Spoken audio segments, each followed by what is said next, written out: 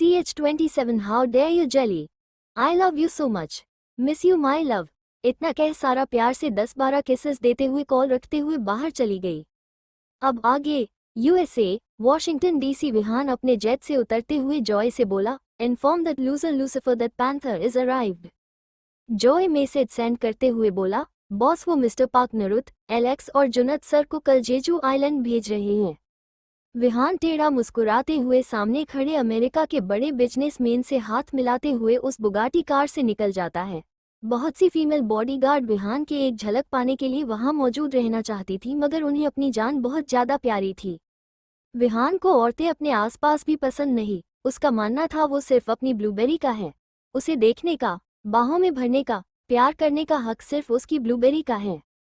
Park palace. Mister park बहुत खुश होते हुए विहान के पापा से चहकते हुए बोले, देख छोटे, हमें अंडरवर्ल्ड के एम्परर वी स्पोर्ट क्लब में बिजनेस पार्टनर बनने का इनविटेशन दिया है। सोच छोटे, मेरी डूबती हुई कंपनी को करोड़ों का फायदा होगा। मिस्टर हान को कुछ गड़बड़ लगती है। मतलब वी इतना किस हद तक अमीर है? उसकी पावर इतनी है कि उसे किसी से बिजनेस डील करने की जरूरत नहीं है। उन्होंने अपने बड़े भाई को बहुत समझाया, मगर उनके दिमाग में पैसों की लालच जाने का नाम नहीं लेती। विहान के पापा ने आखिरी कोशिश करते हुए कहा, भाई सोच समझकर फैसला लेना। वी कितना खतरनाक है ये बात हम सब अच्छे से जानते हैं। भले ही किसी ने उसे देखा नहीं है, मगर वी और पैंथर दोनों पूरे क्राइम वर्ल्ड के बादशाह हैं। वही दूसरी ओर नरुत मूवी चेंज करते हुए बोला, तुम सब कितने अजीब हो, ऐसी मूवीज क्यों देखते हो? सबका मुंह बनता देख नरुत बोला, 365 days is not my type movie dude. संचित चिढ़ते हुए, क्यों भाई, अच्छी तो है, कितना रोमांस है मूवी में। एक मिनट, कहीं आप वो तो नहीं हो? जुनत चिढ़ते हुए बोला, संचित के बच्चे नरुत भाई को कुछ मत बोल। जो सुनरूम मुस्कुरा देते हैं, उफ, उनके भतीजे, कितना प्यार है सब में, बस ऐसे ही बरकरार रहे। एलेक्स हंसते हुए बोला, सही तो बोला मेरे यार ने। नरुत को आज तक तुमने किसी लड़की को घूरते हुए देखा? मुझे तो डाउट होता है कहीं हमारा नरुत। नरुत टेढ़ा मुस्कुराते हुए कहता है, बच्चे सबूत तो मिलेगा सबको, जब मेरी स्वीट कैंडी की गोद में मेरे 4-5 चुन्नू मुन्नू होंगे। चुन्नू मुन्नू सुन एलेक्स को उस दिन जीनी की कही बात याद आई। सुनिए जी, दवाई लगा देती हूँ, नहीं तो हमारे चुन्नू मुन्नू को आगे दिक्कत होगी। एक अजीब गुदगुदी एलेक्स के दिल में हो रही थी। मतलब उसके और जीनी के बच्चे, कितना मजा आएगा उन्हें प्रिपेयर करने में। जुनत हंसते हुए बोला, वैसे भाई बात बनी आपकी अपनी स्वीट कैंडी के साथ, कुछ किया क्या? हम नरुत को ब्लश करता देख तीनों मुंह बनाते हैं। रूम भी अजीब लुक देते हैं। सच में डेविल शर्माते हुए अजीब दिखता है। नरुत, मेरी कैंडी बहुत ज्यादा सॉफ्ट है, इतनी कि उसे छूने भर से भी डर लगता है कहीं हट ना हो जाए। संचित, इतनी सॉफ्ट है तो आप बहकते नहीं हो कभी?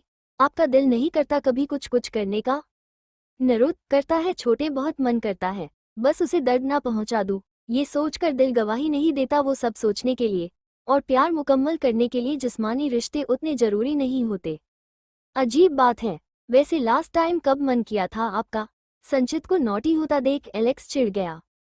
3 महीने पहले अपनी स्वीटी को देखने के बाद उसी रात बहुत बेचैनी हो रही थी, पर खुद को समझा दिया प्यार में जिस्म की चाहत नहीं होती।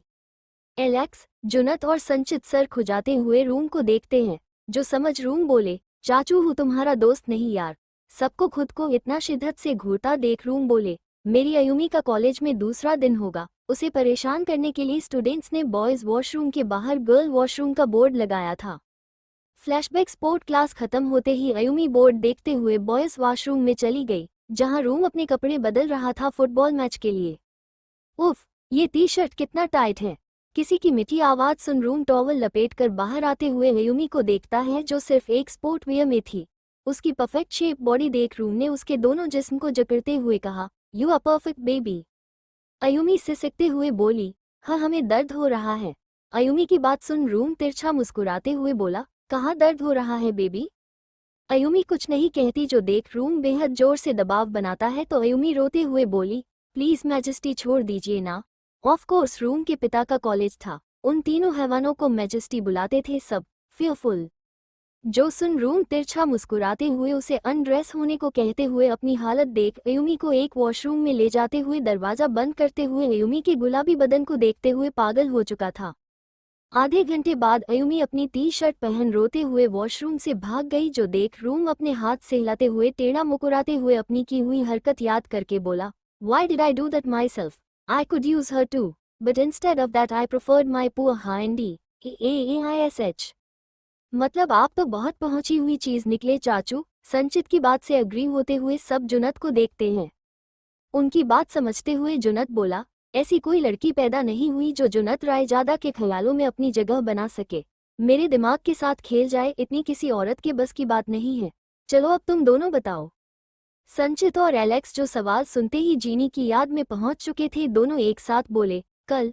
जुनत और नरुत का हैरानी भरा चेहरा देख दोनों जीनी को याद करते हुए सब कुछ गुस्से में बताते हैं, मगर उन्हें नीचे अजीब हलचल महसूस हो रही थी जीनी को याद करते हुए। उनकी दर्द भरी दास्तान सुन जुनत बहुत हंसता है, रूम भी हल्का मुस्कुराता है। अयुमी की यादें उसे चाहकर भी खुश नहीं रहने देती, क्योंकि उन यादों में अयुमी सिर्फ दर्द में तड़प रही होती थी, जो याद करके रूम को बहुत तकलीफ होती है। निरुद्ध ज्यादा रिएक्ट नहीं करता, क्योंकि कैंटीन में वो पहले सब सुन चुका था। चारों अपने कपड़े पैक हुए या नहीं इतना पूछ सोने चले गए। आखिर जेजू आइलैंड का मौसम नज़ारा बहुत अच्छा है। पोल्यूशन से दूर नेचर के बीच रहने की एक्साइटमेंट उनके चेहरों से साफ बयान हो रही थी, मगर एलेक्स का हाल बहुत बुरा था। उसने ठान लिया था जीनी को बर्बाद नहीं करेगा तब तक चैन से नहीं बैठेगा। कायरव कंपनी से बेहद गुस्से में निकलते हुए खुद से बोला, तुझे सजा देनी जरूरी है लड़की। तू मेरी चीज होने के बावजूद किसी और लड़के के क्लोज कैसे जा सकती है। तभी जॉय का भेजा मैसेज देख खुद से बोला, पता नहीं लूसिफर के बच्चे का क्या होगा।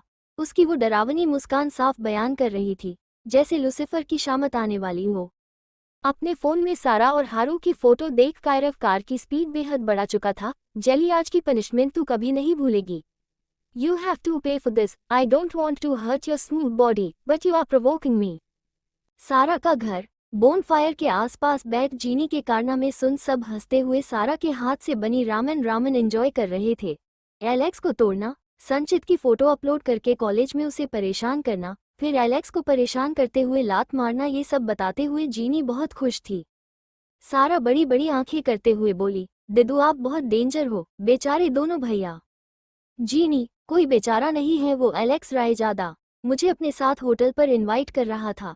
क्या मैं वैसी लड़की नहीं हूँ? हारू ने हंसते हुए कहा, सही किया जीनी, मगर बेचारे को तोड़ने का तरीका बेहद कैजुअल था। सारू बच्चा तू पागल है, देख तेरी शॉल बेंच पर पड़ी है, कितनी ठंड है यहाँ। सिम्मीजी की बात सुन सारा की आंखें नम हो चुकी थी। इतना निस्वार्थ प्रेम बिना किसी रिश्ते के कोई कैसे कर सकता है।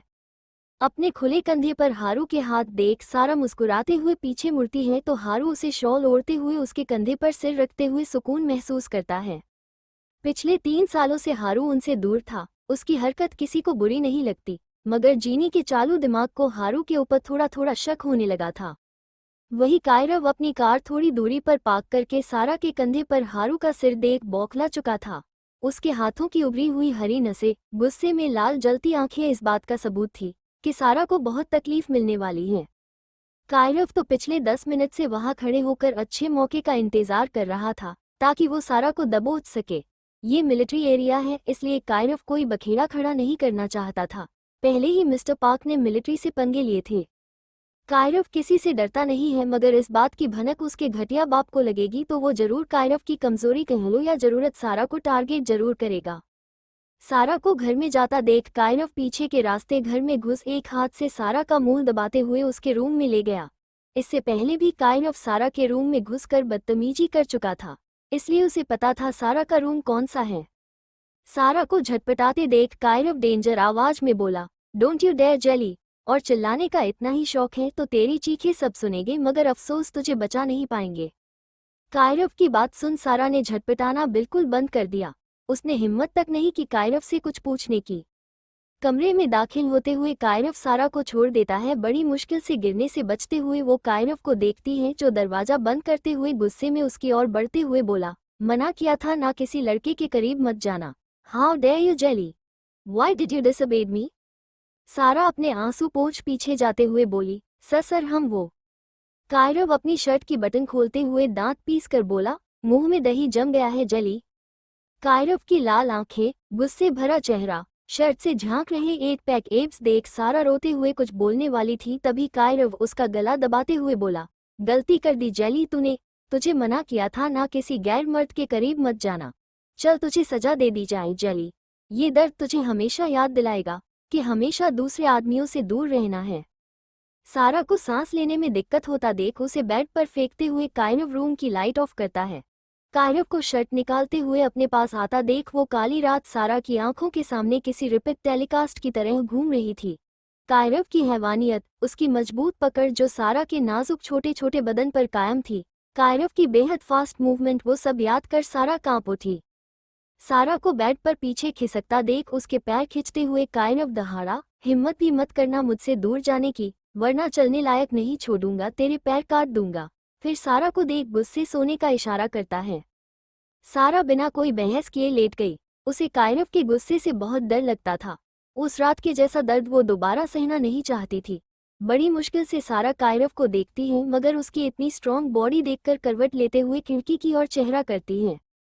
कायरव गुस्से में खिड़की बंद करते हुए एक बार बाहर देखता है, जहां हारू फोन में सारा की फोटो देखते हुए मुस्कुरा रहा था। कायरव को बहुत जलन हो रही थी। आखिर उसकी जेली सिर्फ उसकी बनकर क्यों नहीं रह सकती है। इस लड़की के लिए कायरव ने अपनी 2 साल पहले की तड़प छुई मुई को याद करना तक बंद कर दिया। वो पीछे मुड़ते हुए सारा को देखता है, जिसका हसीन बदन चांद की रोशनी में किसी नायाब हीरे की तरह चमक रहा था। कुछ सोच कायरव खिड़की बंद नहीं करता अपनी जेब से सिगरेट निकाल उसे जलाते हुए डार्क वॉइस में बोला, where did he touch you jelly. सारा बहुत डर चुकी थी और समझ भी चुकी थी ये हैवान हारू की बात कर रहा है। वो डरते हुए बोली, शोल्डर सर। कायरव सिगरेट के कश लेते हुए, झूठ बोलेगी जेली। सारा को याद आता है आज हारू उसके गले लगा था। वो बोली, हम गले लगे थे। कायरव सारा को देखता है जो तकिए में मुंह धंसा सुबक रही थी। पीछे से सारा को अपनी बाहों में भरते हुए कायरव बोला, क्यों किया जेली, मुझे धोखा क्यों दिया, बोलना। कायरव की खुली बॉडी अपनी पीठ से टच होता महसूस कर सारा सिहर उठी। सर। हाँ जेली, मैं तेरा सर हूँ, सिर्फ तेरा। फिर दांत पिसते हुए, मगर तू मेरी बनकर नहीं रहती। लगता है तुझे शौक है बहुत सारे लड़कों के साथ रहने का। सारा अपना चेहरा डरते हुए पीछे देखती है तो उसकी आंसुओं से सनी काली आंखें कायरव की काली आंखों से मिलती हैं। दोनों का चेहरा बहुत करीब था। कायरव की गर्म सांसें अपने होंठों पर महसूस कर सारा कांप उठी। सारा का चेहरा दूसरी ओर करते हुए उसकी शर्ट कंधे से नीचे खींच कायरव बोला, तुझे सबक सिखाना जरूरी है जेली। सारा कुछ समझ पाती इससे पहले कायरव अपने सख्त होठों से सारा के कंधे को चूमते हुए बेदर्दी से अपने दांत गड़ा रहा था। करीब 10 मिनट बाद सारा का कंधा लाल करते हुए कायरव बोला, let's begin the punishment my jelly. सारा कुछ समझ पाती इससे पहले कायरव उसके मुंह पर हाथ रख जलती हुई सिगरेट सारा के नाजुक कंधे पर बेरहमी से मसलने लगा। सारा चिल्लाना चाहती थी, रोना चाहती थी, क्योंकि ये दर्द उसकी बर्दाश्त के बाहर था। उसकी आंखों से आंसू की बूंदें रुकने का नाम नहीं लेती। सिगरेट हटाते हुए कायरव सारा को देखता है जो दर्द बर्दाश्त करने के लिए अपने होठों को काट रही थी। उसके होठों को सहलाते हुए कायरव सनक से बोला, दर्द हुआ ना जेली। सारा रोते हुए हाँ में सिर हिलाती है जो देख कायरव वापस सिगरेट उसके कंधे पर मसलते हुए बोला, मेरे सीने में भी ऐसा ही दर्द हुआ, तुझे किसी और की बाहों में देख। सारा को दर्द से तड़पता देख कायरव सिगरेट हटाते हुए उसके होठों पर झुकते हुए बोला, ये दर्द तुझे याद दिलाएगा जेली, तू सिर्फ मेरी है, सिर्फ मेरी। उसके होंठ सारा के निचले होंठ पर हल्के छू रहे थे। तभी कोई दरवाजा नॉक करते हुए बोला, सारू अचानक ऊपर आ गई। तबीयत ठीक तो है ना। वही दूसरी ओर नरुद सारा के होठों पर ब्रश घुमाते हुए खुद से बोला, उफ स्वीट कैंडी चूसने की मिठाई, पता नहीं कब तुम्हारे कैंडी जैसे लिप्स मेरे लिप्स से टकराएंगे। कैसी होगी हमारी पहली किस। सारा का रूम हारू की आवाज सुन सारा रोते हुए कायरव को देखती है जो एक डरावना लूक देता है। जो समझ सारा अपना दर्द छिपाते हुए, हाँ हारू हम ठीक हैं, हमें नींद आ रही है, हम सो रहे हैं। जो सुन हारू, गुड नाइट बच्चा और जल्दी सो जाना, कल हम टेम्पल जाएंगे, बाय सारू। इतना कह निकल गया। सारू बच्चा। ये सब सुनकर कायरव जल भूनकर राख हो रहा था। क्या कहा सारू? कौन लगता है वो तेरा जो तुझे सारू बुला रहा है, बच्चा बुला रहा है? कहते हुए कायरव सारा के छिल चुके कंधे पर सिगरेट रगड़ते हुए उसका जबड़ा दबाने के बाद बोला, आज की रात तेरे लिए बहुत बुरी साबित होगी जेली। तभी कायरव कुछ ऐसा करता है जिससे सारा की सांसें थम जाती हैं और आंखों में आंसुओं का सैलाब उमड़ आता है। स्टोरी अच्छी लगी हो तो लाइक शेयर कमेंट फॉलो जरूर करें।